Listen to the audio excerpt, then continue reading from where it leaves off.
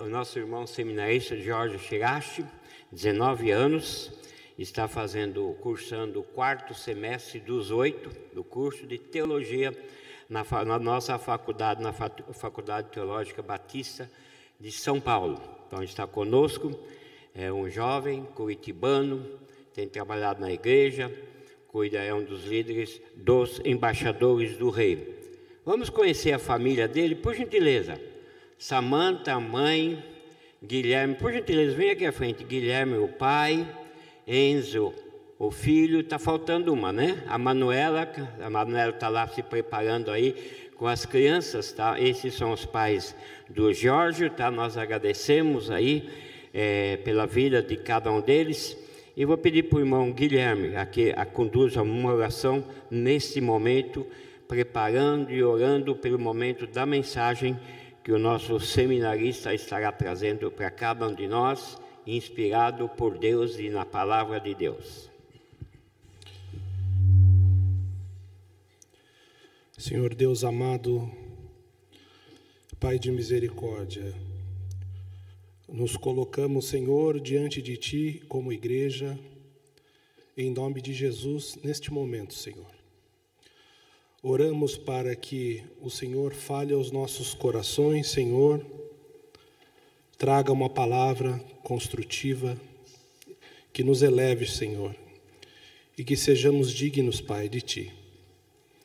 Abençoa-nos, Pai, como igreja, que nós tenhamos força suficiente para entender os desígnios, cada momento, Senhor, que nós estamos vivendo.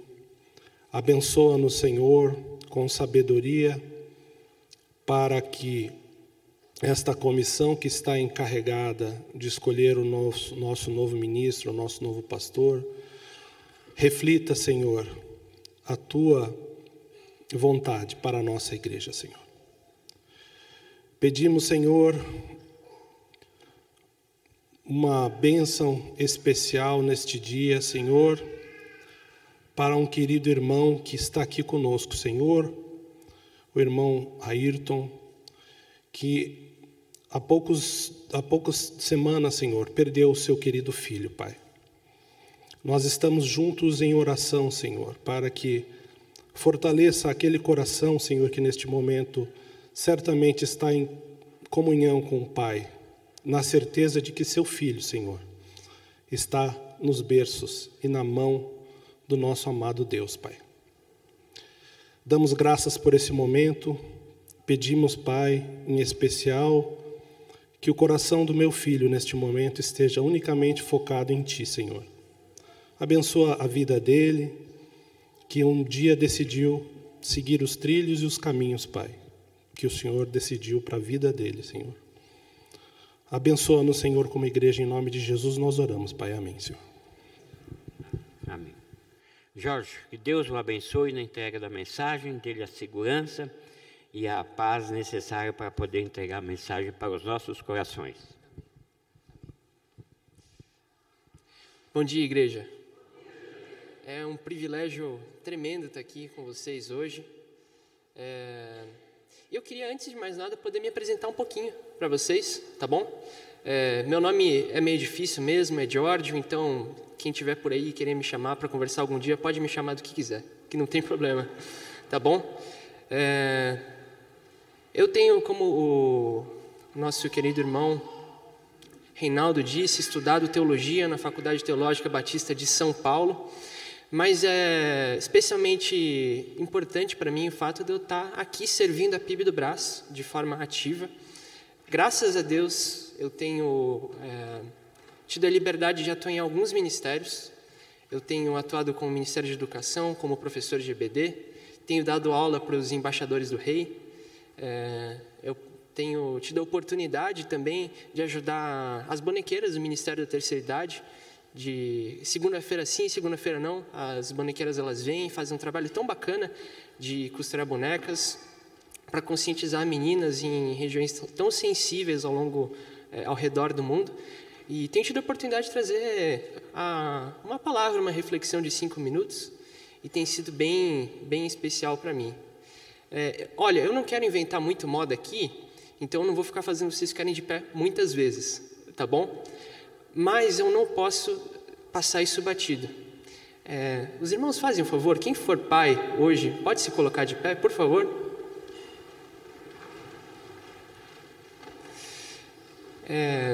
Hoje, como Dia dos Pais, eu tenho um motivo de muito agradecimento para vocês, pais.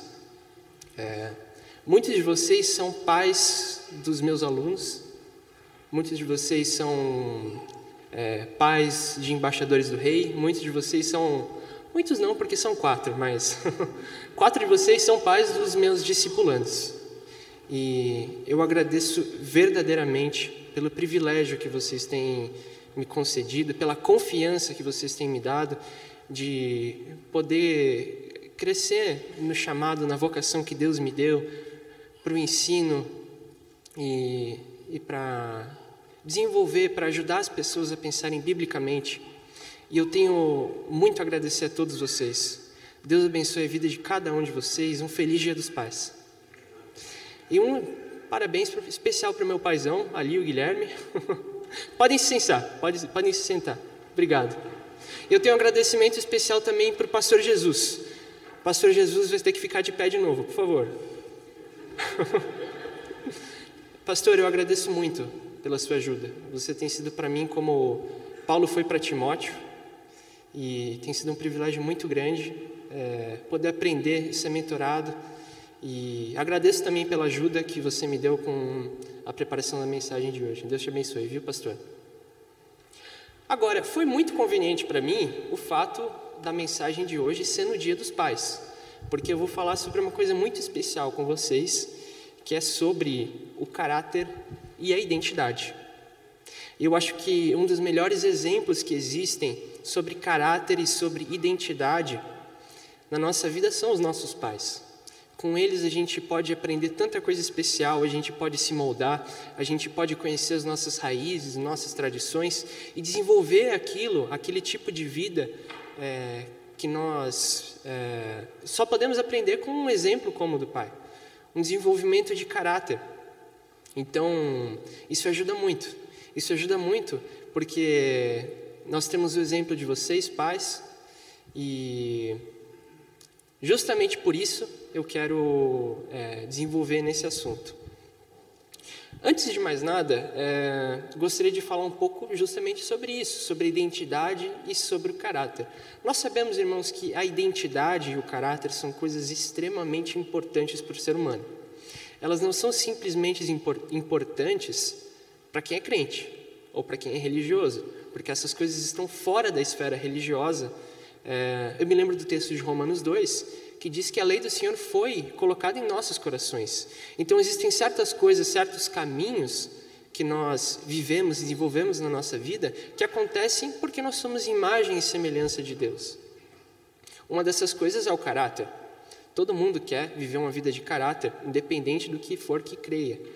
O problema é que a identidade e o caráter são coisas muito frustrantes. Muito frustrantes. É extremamente fácil a gente ficar chateado porque a gente não conseguiu desenvolver o nosso caráter de certa forma, ou porque a gente não se identifica com um grupo tal, ou coisa parecida. Então, justamente por isso, do lado humano da coisa, completamente carnal, é bem frustrante, mesmo sendo importante.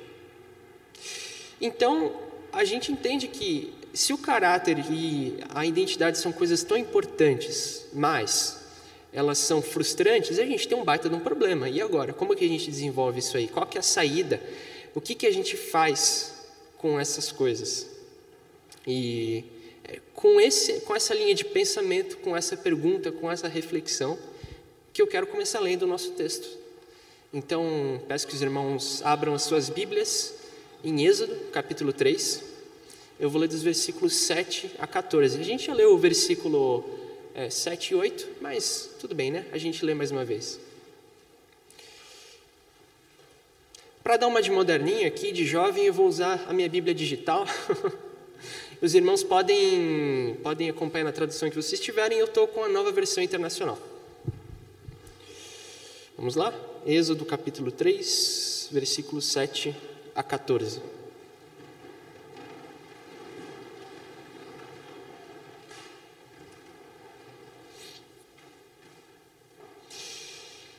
Disse o Senhor: de fato tenho visto a opressão sobre o meu povo no Egito. Tenho escutado o seu clamor por causa dos seus feitores, e sei quanto eles estão sofrendo. Por isso desci para livrá-los das mãos dos egípcios e tirá-los daqui para uma terra boa e vasta, onde há leite e mel com fartura, a terra dos cananeus, dos hititas, dos amorreus, dos ferezeus, dos heveus e dos jebuseus. Pois agora o clamor dos israelitas chegou a mim, e tenho visto como os egípcios os oprimem.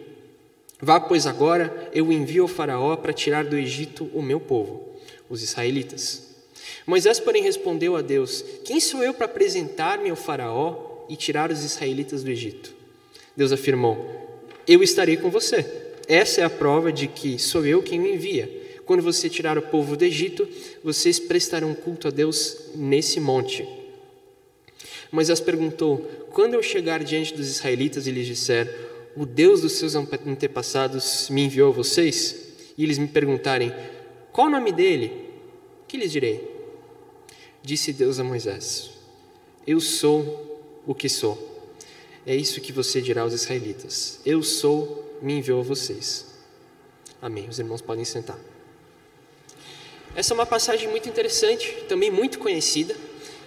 Nós sabemos que esse é o princípio do chamado de Moisés como profeta. Deus apareceu para Moisés numa sarça ardente e tantas coisas especiais aconteceram. O diálogo não termina aqui. Nós sabemos que Deus continua conversando com Moisés até a metade do capítulo 4, mas por hoje eu vou focar aqui nesse texto com vocês. Tá bom? Muito bem, vamos orar? Senhor Deus e Pai amado, nós nos colocamos diante de Tua presença hoje, Pai, para pedir que o Senhor nos deixe atentos, Pai. Permita que nós possamos ler, escutar, examinar a Tua palavra, meu Pai. Eu peço que o Senhor me livre do erro, me permita, Pai, trazer uma mensagem clara para esses irmãos e nos ajude a refletir aquilo que está escrito, Pai.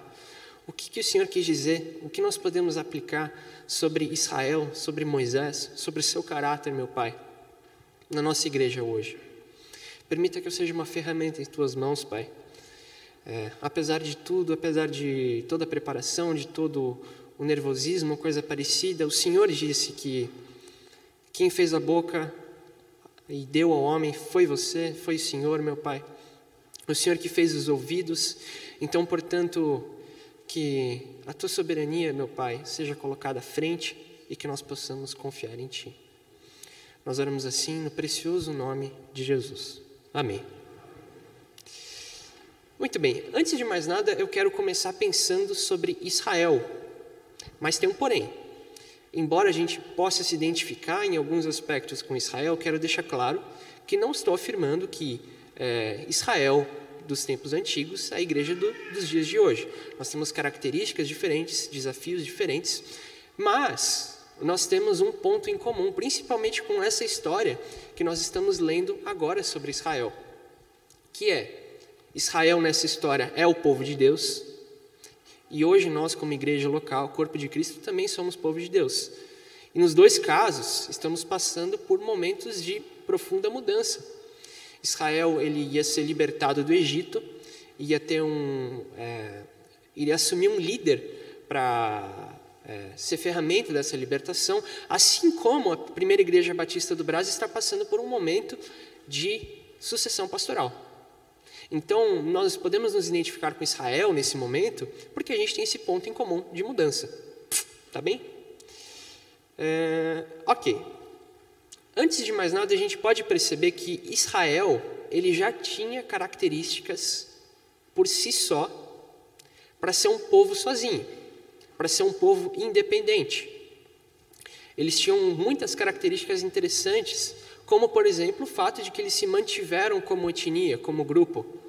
A gente vê lá em Gênesis, capítulo 43, versículo 32, eu vou ler rapidamente para vocês, que talvez parte disso tenha sido por causa dos egípcios também, que tinham preconceito com os israelitas. Está escrito lá: os egípcios não podiam comer com os hebreus porque isso era sacrilégio a eles. Então, eles tinham motivações, talvez até mesmo religiosas, para não se misturar com os hebreus. E os hebreus, portanto, eles se mantiveram unidos como grupo étnico. Outra coisa interessante é que os hebreus, eles tiveram uma grande mudança de identidade. Antes eles eram um povinho pequeno, era a família de Jacó que foi para o Egito. Depois de todo aquele trabalho, depois de toda aquela história maravilhosa de José indo para o Egito. E era uma família, era um grupo pequeno. E qual foi o propósito deles terem ido lá? Foi pastorear nas terras tão prestigiadas do Egito. Porque eles tinham recebido o favor de Deus, tinham recebido o favor do faraó. Só que as coisas mudaram. Aquele faraó morreu e chegou um momento em que, ao passar do tempo, apareceu um faraó que não se lembrava de José. É isso que a gente vê logo no capítulo 1 de Êxodo. E mudou o foco. Agora, os hebreus, o povo de Israel, eles seriam um povo escravo. Eles estariam ali mudando para se tornar um povo que trabalha com a mão para construção e coisas parecidas. Então, eles tiveram uma leve mudança na sua identidade de trabalho também. Eles eram um povo com um grande número, então, o que por si só já é o suficiente para também ter uma nação. E eles passavam por um momento muito interessante, que eles estavam sofrendo uma opressão. Eu estou lendo um livro curioso ultimamente, um livro que chama Arte da Guerra, do general chinês Sun Tzu. É um tanto quanto interessante porque algumas coisas são meio viajadas, mas uma coisa que tem ali é o seguinte: sempre precisa de uma motivação boa o suficiente para um povo se sentir motivado a, por exemplo, fazer uma revolta. Ou para os soldados entrarem em uma guerra, eles precisam de motivação, senão eles não vão fazer um bom trabalho e eles vão abrir mão. E Israel, como povo, eles tinham essa característica que eles já eram grandes, eles estavam sofrendo, e os próprios egípcios tinham medo do poder deles. Então, se for pensar do lado humano da coisa, eles tinham grandes características para se tornar um povo que ia se revoltar. Só tem um problema: eles não tinham um líder. E como é que fica? Quem vai para a guerra sem general? Ninguém. Não tem como. Eles estavam sedentos por um líder para essa libertação. E eu me arrisco a dizer que eles estavam sedentos por um pastor. Agora entra em cena Moisés, pastoreando o rebanho de Jetro. Literalmente um pastor de ovelhas. E Moisés também, ele tinha características muito interessantes. Eu cheguei à conclusão que, dependendo da perspectiva, é como se Israel e Moisés fossem um em carne, como se um tivesse feito para o outro nesse momento. Vejam bem, Moisés ele tinha muitas características positivas, muitos pré-requisitos para se tornar o grande profeta de Israel. Veja bem, eu listei algumas coisas aqui, eu vou ler para vocês. Ele lia e escrevia, porque ele recebeu a melhor educação do Egito, como um príncipe do Egito adotado. Ele sabia sobre táticas militares, ele sabia sobre liderança, sobre política, governo, geografia e história local. E como o próprio livro de Atos, capítulo 7, versículo 22 diz, ele era poderoso em palavras e obras. Além disso, ele não era simplesmente egípcio, ele na verdade era hebreu, da tribo de Levi. E teve 40 anos de desenvolvimento de sua humildade, coisas parecidas, depois que ele saiu do Egito. Esse cara aí era perfeito. Nossa, era maravilhoso. Só faltava dizer que ele era associado à ordem dos profetas batistas do Egito, porque era muito perfeito. Essas eram exatamente as qualificações, as qualidades que Israel precisava para a libertação no Egito. Então a gente vê um em carne. Estava tudo certinho, né? Só tem um problema. Não existem só lados positivos na história. Não existe só coisa boa com Israel e com Moisés. Eles tinham seus defeitos. E aí talvez as coisas fiquem meio desanimadoras. Porque é o seguinte, Israel, voltando a pensar sobre Israel, eles tinham um tipo de falta de integridade na sua identidade. Eu digo isso no sentido de que a identidade de Israel era cortada pela metade, ela não era completa. Porque, apesar de tudo, eles passaram muito tempo no Egito. E qual que a gente pode afirmar que era, sistematicamente falando, a fé de Israel? No que eles acreditavam? Eles acreditavam única e exclusivamente no Senhor, em Javé? Ou para eles, Javé era simplesmente mais um Deus dentre tantos os outros que eles ouviram dizer ali no Egito? Eles acreditavam, eles tinham toda a informação da promessa que eles tinham recebido que Abraão tinha recebido, que seu pai Abraão tinha recebido por Deus? Será que eles esqueceram disso? Será que depois de tanto tempo passando e aquela promessa que não tinha chegado, eles começaram a fazer uma interpretação diferente? Começaram a olhar e dizer, essa promessa que Deus fez a Abraão, então tem um sentido literal das coisas e um sentido simbólico, talvez não fosse bem isso que significa. Não sei. Eu sei que a identidade de Israel estava rachada no meio. Claro que a identidade de Israel não depende única e exclusivamente deles. Em Êxodo capítulo 3, versículo 8, a gente vê que Deus desceu para livrar os israelitas das mãos dos egípcios e levar eles para uma terra boa, porque Deus não tinha esquecido de sua promessa, é claro, e isso faz parte da identidade deles. Entretanto, a gente sabe que eles ainda não tinham um desenvolvimento muito completo sobre sua própria identidade. Me arrisco a dizer também que eles não tinham tanta formação de caráter assim.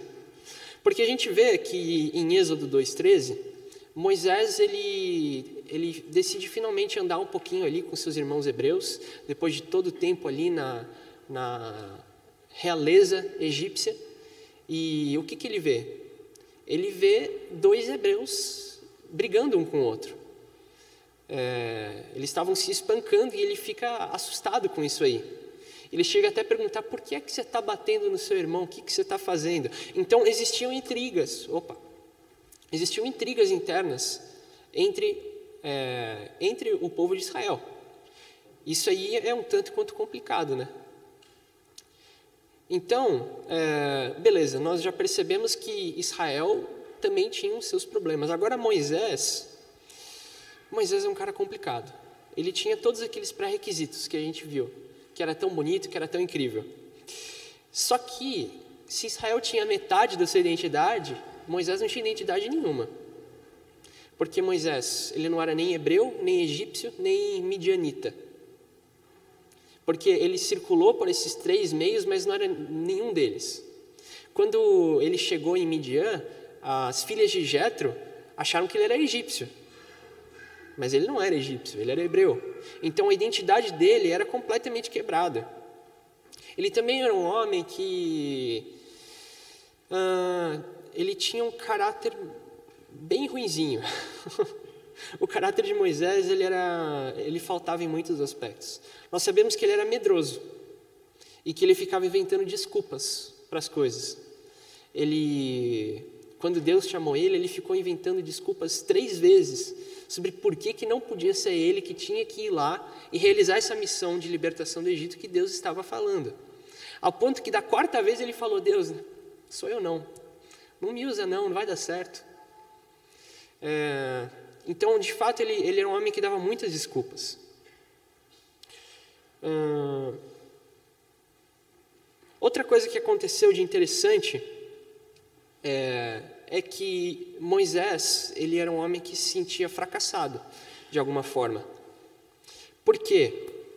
Ele já tinha tentado fazer alguma coisa sobre a opressão em Israel. A gente já conhece a história.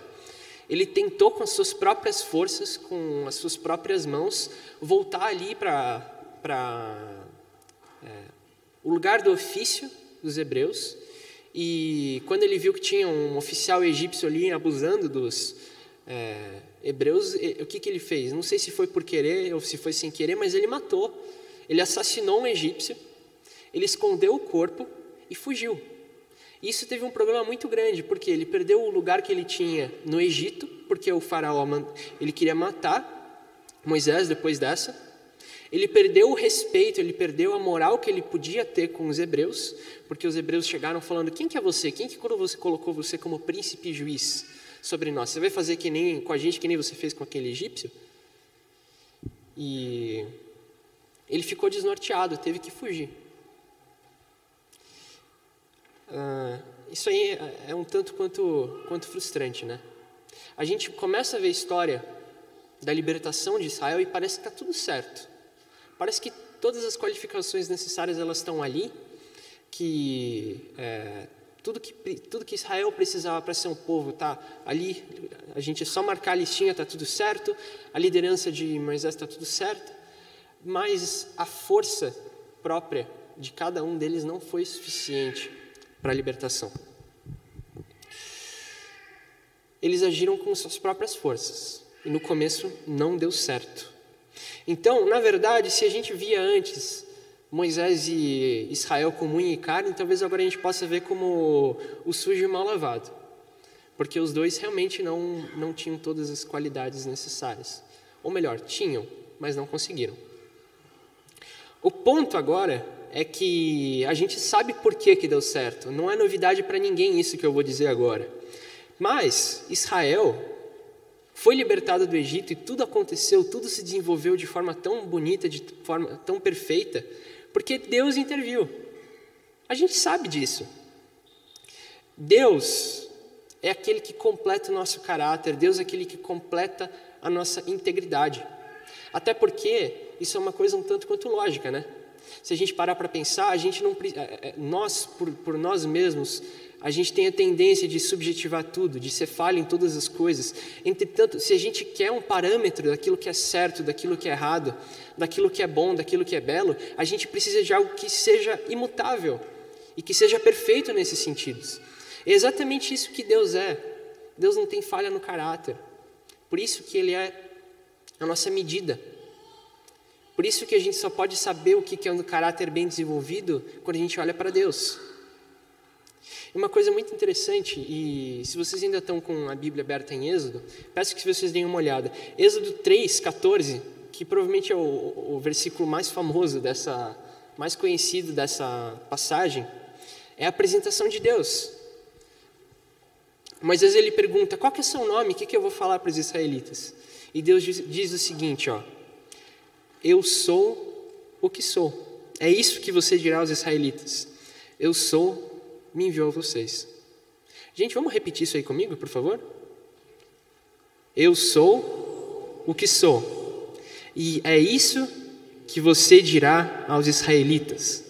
Eu sou, me enviou a vocês. Por que isso é tão precioso? Por que isso é tão bacana?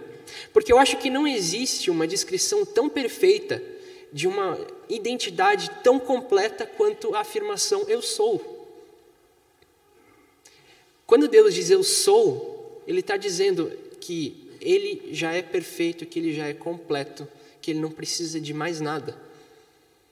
A identidade de Deus é íntegra, diferente da nossa. Isso é muito interessante.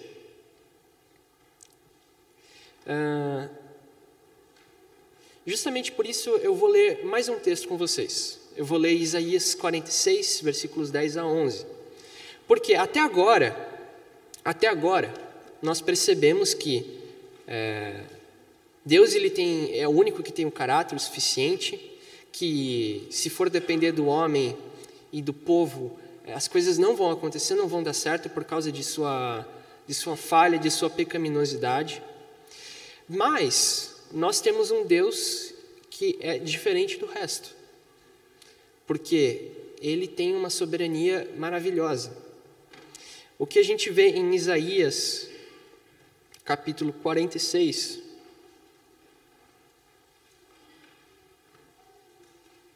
versículos 10 a 11 é o seguinte, Desde o início faço conhecido o fim, desde os tempos remotos, o que ainda virá. Digo, meu propósito permanecerá em pé, e farei tudo que me agrada. Do Oriente convoco uma ave de rapina, de uma terra bem distante um homem para cumprir o meu propósito. O que eu disse, isso eu farei acontecer. O que eu planejei, isso eu farei. Onde Deus tem um propósito, Ele tem um plano de ação. Deus não dá a nossa em ponta. Deus faz acontecer tudo de uma forma muito especial, porque é Ele que é o Senhor da história. E Deus tinha um propósito para Israel, e Ele fez acontecer. Ele fez acontecer, Ele trouxe a libertação. Isso é uma coisa era um pensamento meio maluco para a época. Essa de ter um Deus, uma divindade que tem tanta soberania, tem tanto controle na história. No Antigo Oriente Médio, as pessoas elas não ficavam pensando em deuses que tinham planos de tão longo prazo, que tinham etapas no desenvolvimento da história que faziam parte do seu próprio do desenvolvimento do povo e coisas parecidas. Isso era uma coisa que não existia, era tudo reativo. O Deus tal está bravo, eu tenho que fazer um sacrifício. Está faltando chuva, eu tenho que fazer um sacrifício. Ou eu apazigo ou eu agrado a Deus. Mas não era assim que funcionava com o Deus de Israel. Ele tinha uma identidade completamente diferente de tudo aquilo que as pessoas estavam acostumadas. E isso é uma coisa muito importante. Vejam bem, Deus ultrapassa o entendimento humano na sua forma de moldar a história. A forma que Deus planejou trazer libertação para o Egito não foi simplesmente inspirando as pessoas a fazer uma revolta ou coisa parecida, como foi no caso de Macabeus.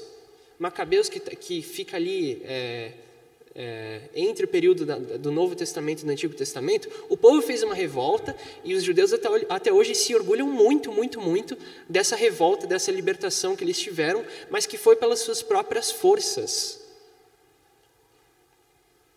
No caso de Êxodo, nós vemos uma coisa diferente. Deus, ele planejou cada passo da história da libertação. E ele planejou coisas que um ser humano não ia conseguir entender. Ele falou para Moisés, olha, se uma mão forte não forçar o faraó, vocês não vão ser libertos do Egito. Então, eu vou endurecer o coração do faraó para que vocês possam sair. Qual que é a lógica disso? Se a gente pensar de um lado humano da coisa, é um tanto quanto complicado. Mas Deus tinha um plano maravilhoso. Ele fez sinais e maravilhas para tirar o povo do Egito. Coisas que são tão tremendas e tão surpreendentes. Ele interviu na história porque quem está fazendo acontecer é Ele. Os lados positivos de Israel e de Moisés, seja no caráter, seja na identidade, foram com certeza completamente pensados por Deus. Foi Ele que fez acontecer. Foi Ele que fez que Moisés tivesse todas essas ferramentas.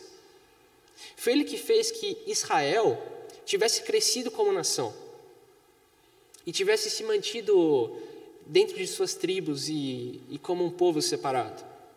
Claro que Deus que fez isso. Deus fez a parte boa, a parte ruim é a gente. A falta de caráter que eles tinham, a falta de identidade é culpa deles. E é culpa nossa. Mas Deus, ele traz a parte boa das coisas. É difícil de pensar, mas a gente sabe que tudo que é bom é Deus e tudo que é ruim é a gente. Enfim, o Senhor ele já tinha contado todo o plano para Moisés. E veja que mesmo assim, ele ainda assim estava preocupado, achando que não ia dar certo. Mas, como eu já disse para vocês, onde Deus tem um propósito, Deus tem um plano de ação. E eu quero dizer uma coisa para a Primeira Igreja Batista do Brasil hoje. E o que eu digo para vocês não é simplesmente uma profecia, não é um bordão, não é uma palavra impensada. Mas Deus tem um propósito para essa igreja. Tem que falar amém, gente, vamos lá. Deus tem um propósito para essa igreja, por quê? Porque onde o povo de Deus está reunido, estão reunidas pessoas que têm interesse em obedecer e a servir a Deus. Essa prioridade, esse é o motivo pelo qual a igreja existe. Todo mundo que veio aqui nesse domingo de manhã, eu espero e eu acredito que veio porque tem interesse em servir a Deus. Tem interesse em aprender mais sobre Ele, tem interesse em servi-lo. Só que e aí, como é que fica? A gente sabe que a gente precisa de Deus para moldar nosso caráter. A gente sabe que a gente precisa de Deus para todas as coisas. Mas como é que a gente vai fazer isso? A gente não pode lançar um dadinho e falar, Deus ele decidiu que a gente vai fazer isso porque rodou 6 no dado. Não tem como, passou a época do urim e do tumim. A gente precisa conhecer a Deus profundamente. E graças a Deus, a gente vive em um tempo que é muito mais fácil de fazer isso. O que a gente precisa saber sobre Deus, sobre seu caráter e sobre seu propósito, está na Bíblia, está nas Escrituras. A própria Declaração Doutrinária Batista diz em certo momento que um dos propósitos da Escritura é revelar os intuitos de Deus, os propósitos de Deus. E agora que a gente tem essa base sólida, essa palavra imutável, agora que a gente tem uma referência para identificar onde a gente encontra o nosso caráter, onde a gente encontra a moralidade, onde a gente encontra a nossa esperança, as coisas ficam muito mais fáceis. Para citar para vocês 2 textos bem interessantes, vocês não precisam abrir se vocês não quiserem. Provérbios capítulo 2 e capítulo 1 são muito interessantes, porque tem 2 versículos que se casam muito bem. Nós sabemos que, dentre toda a Escritura, a gente encontra, com certeza, diversas coisas que têm ensinos práticos sobre o nosso caráter. Mas acho que um dos livros que é mais explícito nesse assunto é Provérbios. Talvez Provérbios e Eclesiastes. Existem outras passagens, é claro. Quando Paulo ele escreve para determinadas pessoas e determinadas igrejas, ele também quer desenvolver caráter em certos aspectos. Quando Jesus faz um sermão, como por exemplo o Sermão do Monte, que é um dos sermões mais bonitos de toda a história, ele também está trazendo um desenvolvimento de caráter para as pessoas. Mas, Provérbios, capítulo 2, diz o seguinte, capítulo 2, versículo 20, a sabedoria o fará andar nos caminhos dos homens de bem e manter-se nas veredas dos justos. Por que eu estou dizendo isso? Porque se a gente quer obedecer ao Senhor como igreja, que é essa a nossa função, glorificando ao Senhor com nossa obediência, com o nosso amor, a gente precisa de referência. O que é a sabedoria? Quem sabe dizer o que é sabedoria? Sabedoria, no sentido bíblico, tem um significado um pouco diferente do que a gente imagina. Não é simplesmente ter conhecimento das coisas. É viver de uma forma bonita, é viver de uma forma concreta, é viver de uma forma moral. Se a sabedoria vai fazer a gente andar por veredas retas, por um caminho reto, então a gente precisa saber de onde é que vem a sabedoria. Provérbios 1, versículo 7 diz, o temor do Senhor é o princípio do conhecimento. Tudo começa com o temor do Senhor. Tudo começa com o temor do Senhor. Inclusive, espero que meus alunos de EBD estejam escutando isso aí, que a gente está aprendendo provérbios agora, hein? Muito bem. A gente precisa também de humildade. Nós precisamos de humildade. Moisés ele precisava ter humildade de entender que, de fato, não ia ser pelas suas próprias forças que ele ia acabar com a opressão dos israelitas no Egito. Porque quando ele tentou, deu muito errado. Ele precisava ter humildade de entender que quem está fazendo as coisas é Deus. Quem tem o plano de ação é Deus. E ele revelou perfeitamente e exatamente o que ele ia fazer para Moisés. Em tantas outras coisas nós temos a palavra de Deus revelada sobre a nossa vida, sobre o que fazer, sobre qual plano de ação nós tomamos. Agora, uma coisa é interessante, uma coisa muito interessante. Uma vez que a gente segue esses princípios, a gente pode observar uma coisa. Eu estou falando com vocês hoje sobre Israel. Eu estou falando hoje com vocês sobre Moisés. E não é a realidade que nós vivemos hoje, porque nós não somos uma comunidade de judeus, nós somos uma comunidade de gentios. A gente não está vivendo no mundo antigo, nós estamos vivendo num novo momento. E a gente não está em opressão no Egito. Então vejam bem, as circunstâncias mudam. As circunstâncias mudam completamente, porque Deus desenvolve a história. Mas quem não muda, aquilo que não muda, é o caráter de Deus. O caráter de Deus não muda. Ele é o mesmo ontem, hoje e para sempre. É isso que é o nome de Deus. É isso que é o eu sou. A gente coloca eu sou dentro da Escritura porque é difícil de traduzir, mas tem um sentido de eternidade, ao ponto que muitos judeus gostam de se referir a Deus como o eterno. Então, Deus permanece sendo aquele que Ele sempre foi, e Ele sempre será. o seu caráter tão perfeito, tão belo, que é a nossa referência de vida. Outra coisa interessante é o seguinte, já que a gente sabe que Deus tem um plano, tem um propósito bem estabelecido e que a gente precisa ter humildade, uma das coisas que eu me lembro é do apóstolo Paulo. Apóstolo Paulo, em 2 Coríntios, capítulo 12, e vocês não precisam nem abrir, eu vou passar bem rapidamente, ele conta que ele tinha um espinho na carne, que estava fazendo ele sofrer, e ele orou 3 vezes pedindo para o Senhor livrar ele daquele sofrimento, daquela dor, daquela fraqueza. E Deus diz, o Senhor diz para Moisés, para Paulo, a minha graça te basta. A minha graça te basta. Porque meu poder se aperfeiçoa na sua fraqueza. Por que o poder de Deus se aperfeiçoa na fraqueza? Não é porque Deus ele quer que a gente fique oprimido e esmagado, achando que a gente não pode fazer nada. Mas é porque onde a gente é fraco, Ele é forte. Onde nós não podemos agir, Deus pode agir. E quando a gente não consegue fazer uma coisa, e Deus vai lá e faz, Ele está mostrando a soberania dEle. Ele está mostrando a sua força. E isso é uma coisa muito preciosa. Muito preciosa. Então nós percebemos o seguinte, eu vou recapitular rapidamente com vocês. Israel e Moisés, eles tinham características o suficiente para ser um povo liberto. Eles tinham um lado positivo muito bacana, só que eles não tinham toda a identidade, todo o caráter e todas as forças que eles precisavam para fazer isso por conta própria.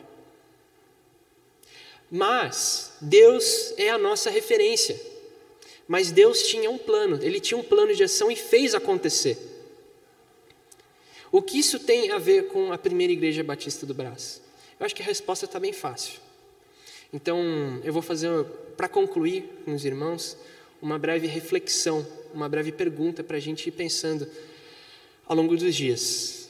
Nós queremos um homem de caráter para pastorear a nossa igreja.